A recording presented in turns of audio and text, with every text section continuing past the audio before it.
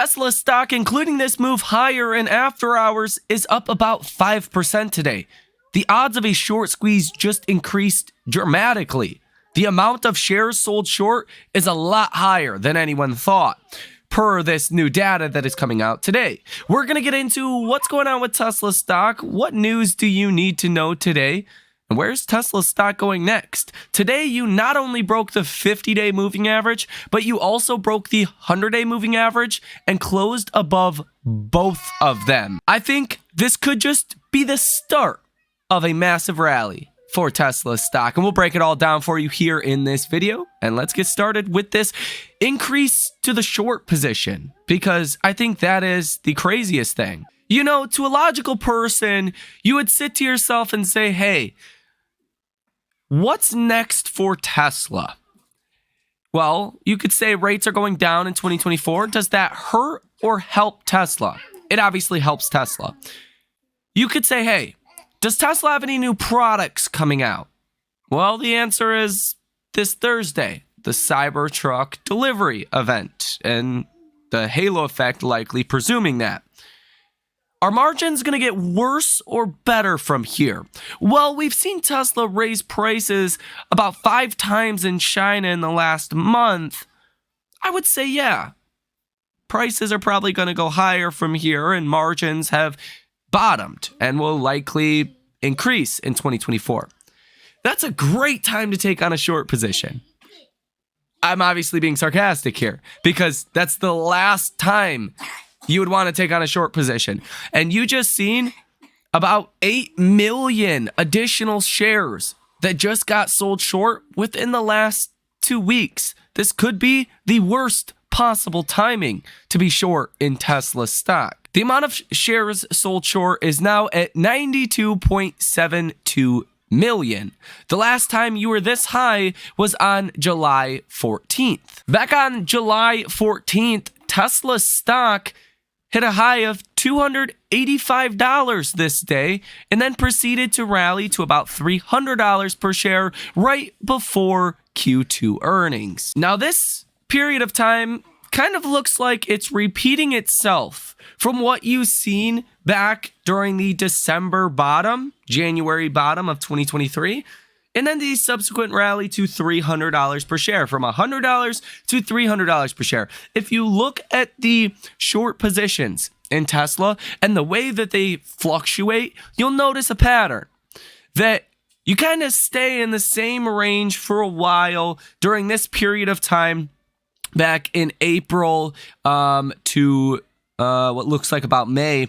You went from about 85 million shares sold short, you jumped to 95 million shares sold short, and then the stock really exploded during that time. Short sellers started reducing their short positions and got all the way down to 78 million shares sold short.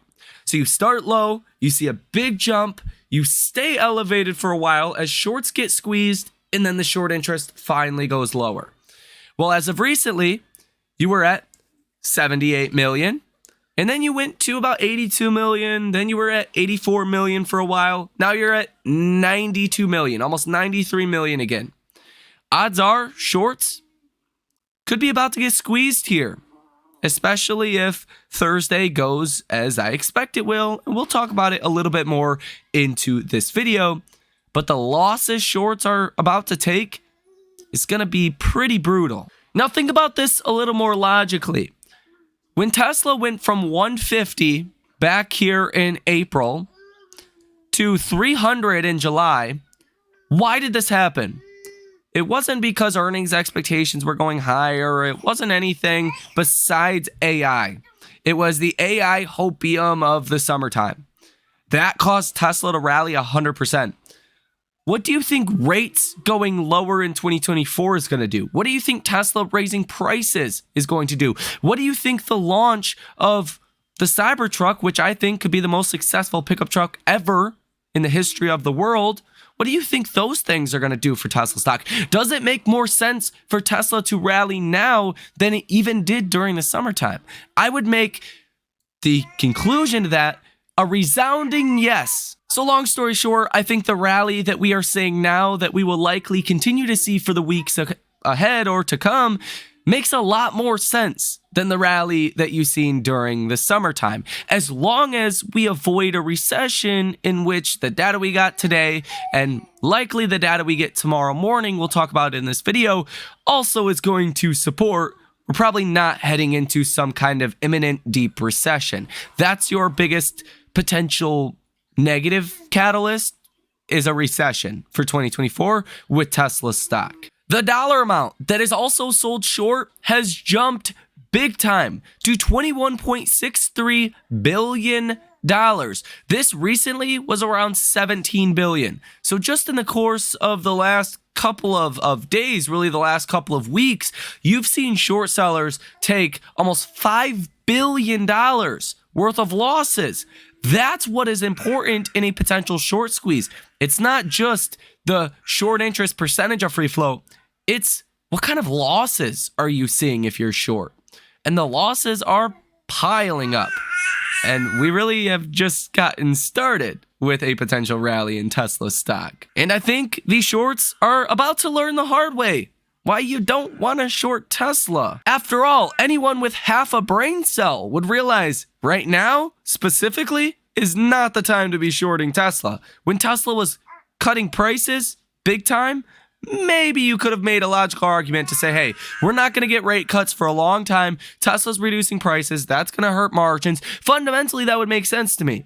Fundamentally, right now, does not make any sense. And I think you have literally zero brain cells left in your noggin. It's just space up there, just a pit of useless gravity. If you are shorting Tesla right now, don't short Tesla right now. Bad idea. Very, very bad idea. The positive order value today from hedge funds and institutions was 51% positive. You've seen 1,125 hedge fund and institutional trades. These are most of the time very large trades, totaling $1.37 billion. If you take a look at the entirety of Tesla volume in the options market, including retail and hedge fund institutional money, just call it big money, volume today was 61.26% to the call side and 38.74% to the put side. So almost a 2-to-1 ratio, almost 2 times as many calls being bought for every one put that is being bought. That could even set us up for a bit of a gamma squeeze. And a short squeeze, a gamma squeeze, they really tend to go together as the stock does go higher from shorts covering. That means the stock starts to run through large option expirations and large strikes. And that just means more market makers have to go out and buy more stock for the more and more retail and big money positions get taken into calls. You kind of start to run through the option chain, and it causes market makers to buy millions of shares of any given stock. We've seen this time and time and again with Tesla, and I'm sure that is going to also follow a potential short squeeze this time around. If we take a look at the bubble chart today to get a visual reference of this activity we're seeing, on this left side of the column, this is open interest. Now, open interest is the amount of contracts that have been bought and are being held in people's brokerage accounts. Now, the higher these circles, the more open interest. Obviously, the red are the puts, the green are the calls. What do you notice here? There is a lot more calls than puts on this expiration. Now, this bottom part is the strike price. So what you're seeing here is a lot of this activity is around the 240 call to the 260 call. Now, the 240 call seen volume today of 117,000, has open interest of about 26,000. The 250 call had volume today of 132,000 with open interest of 41,000. These contracts expire by this Friday. The 245 call had volume today of 110,000 with open interest of 46,000. And the 260 call had volume of 40,000 with open interest of about 25,500. So the best way to also visualize how a gamma squeeze works, take for an example the 250 call. Let's say all of this open interest, 41,595, all these contracts people own are now in the money, because let's say Tesla goes to 260 and let's say all of them are making money, great trade, right? Well, Each one of these contracts controls 100 shares of stock. So for the market makers, their job is to provide liquidity to the options market and to the stock market. So what do? Well, they have to go out and hedge their positions, right?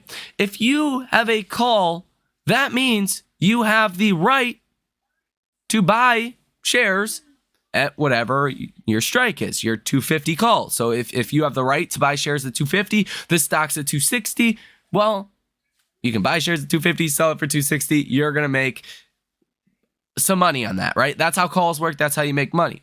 Now, for the market maker's sake, if they were to wait until Tesla was like 260 and say, oh crap, now we got to sell you stock for 250 and buy it for 260, we're going to lose a bunch of money. No, they don't do that. So before the stock ever hits 250, market makers start to buy a bunch of shares of, in this case, Tesla, because they say, hey, if we buy the shares at, 249.50, at least we can sell them to you for 250 and still make a little bit of money. That's how this thing works. So if you have 40,000 contracts on a very large strike, on a large expiration, that's 4.1 million shares market makers potentially will have to buy just for the 250 call alone. Then you start to add on another 4.6 million for the 245 call, another 2.6 million shares for the 240 call, another about 2.56 million shares for the 260 call. You're looking at tens of millions of shares that could potentially need to be bought in Tesla stock just by this Friday if Tesla continues higher at this pace. So that is how shorts, covering on short positions, can lead to the stock of, let's say, Tesla going higher, leading to options going into the money, which forces market makers to buy potentially millions of shares of Tesla.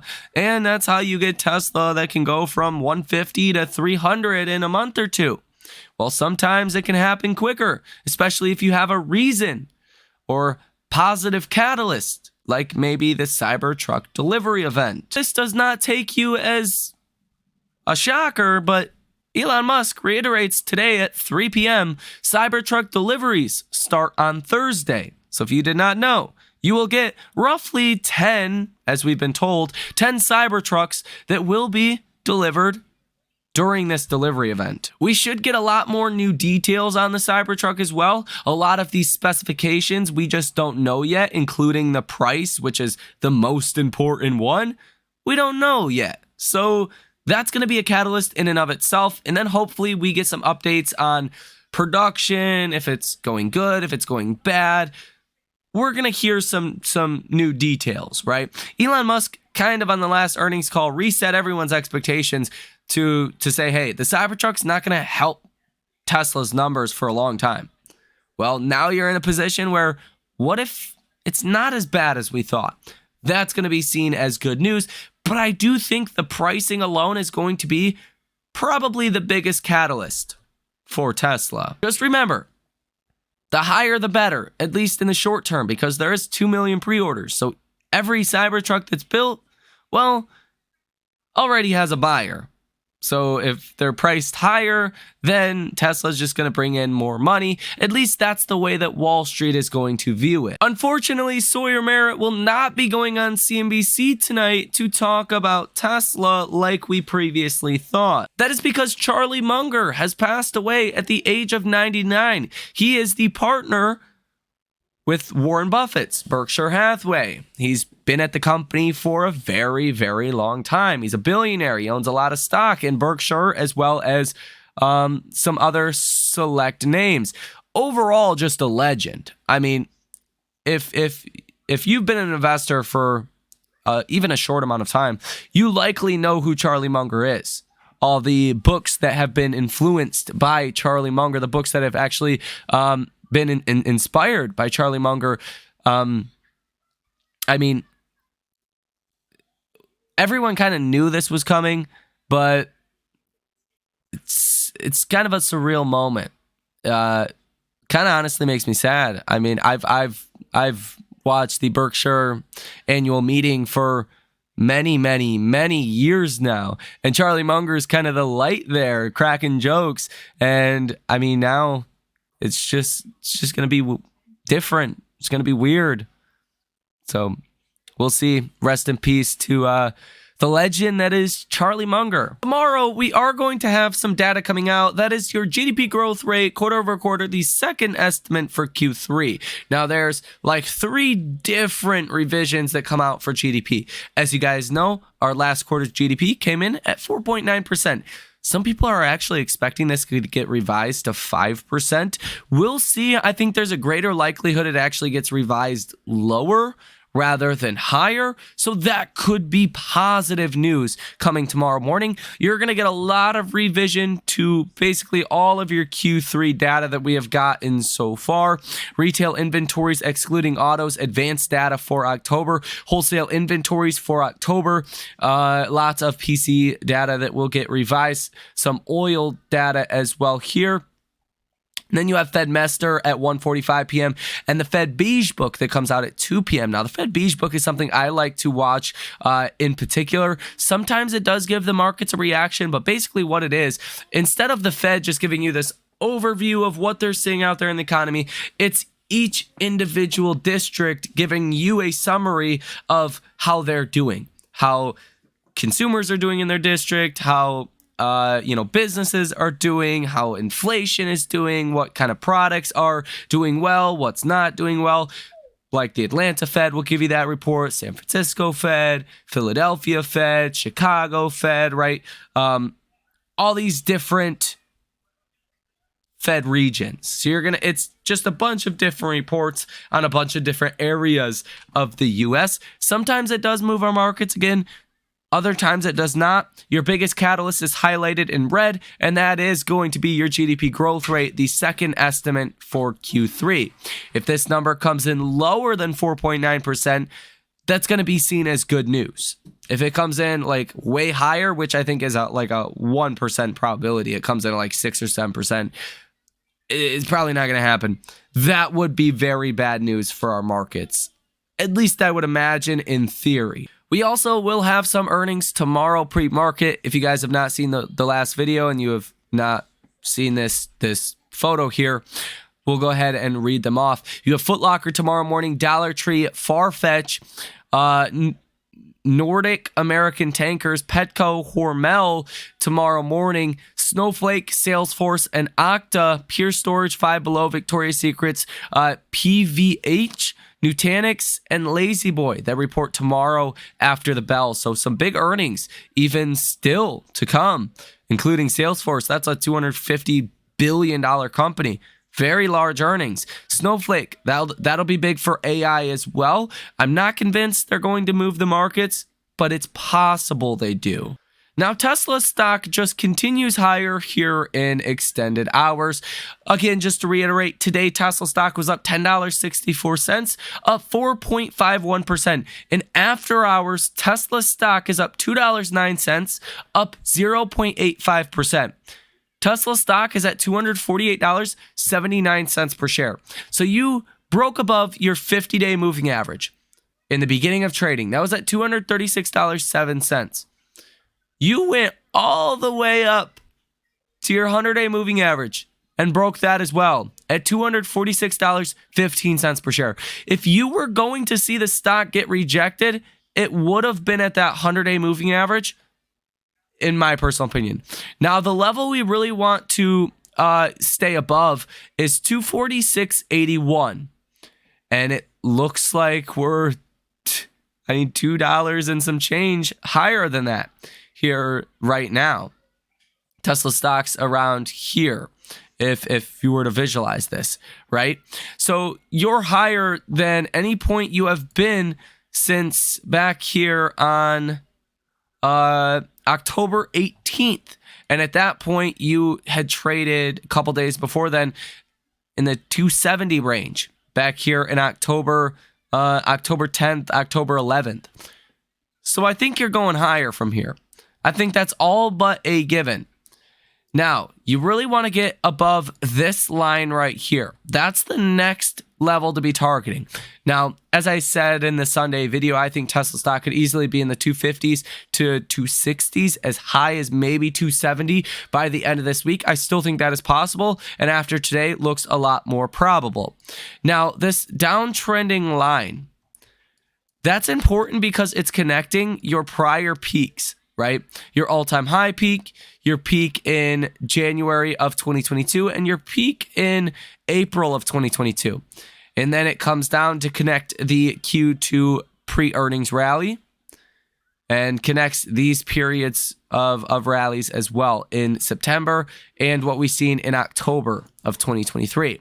So if you break above that, you're breaking above a long-term downtrending trend. Anytime that happens, you usually get a massive rally following that. So we'll have to see, but that level will be broken on Tesla stock around 256, 257 or so. I really want to see a close in the 260s to confirm this. So a close in the 260s this week, which theoretically could come even tomorrow, if we want to just theorize here, that could set you up for a rally into the 300s. At the bare minimum. The RSI is at 60.57 and the MACD line has a lot more room to run as well. So if you're looking at some of your technical indicators, I really don't see anything that suggests Tesla stock is even remotely close to being overbought, which says, hey, Tesla stock could rally quite a bit from here. So if we do get into a full-fledged short squeeze with the right set of announcements on the Cybertruck delivery event and the right data that comes out that supports the Fed is going to continue on the path that they are on, potentially cutting rates as soon as May, if not even by March, yeah, I could easily see Tesla stock in the $400 range by the beginning of 2024, by really Q1 2024. But really, either way I see it right now, you're probably going to break out into the 300s. Now, I'm not a financial advisor. I'm not a financial planner. Do not make your investments based on what I say or what I think. This is simply what I think. If you guys want to come trade with us live in real time and get notified every time I make a trade, which I am looking to make a trade on Tesla as well, a leverage trade with options, check out that link down below in the description of this video. But that's going to do it for this one. Thank you guys for watching. Hit the like button, subscribe to the channel, all of that good jazz. My name is Michael Tyler. Enjoy the rest of your day and night, and I will see you in the next one.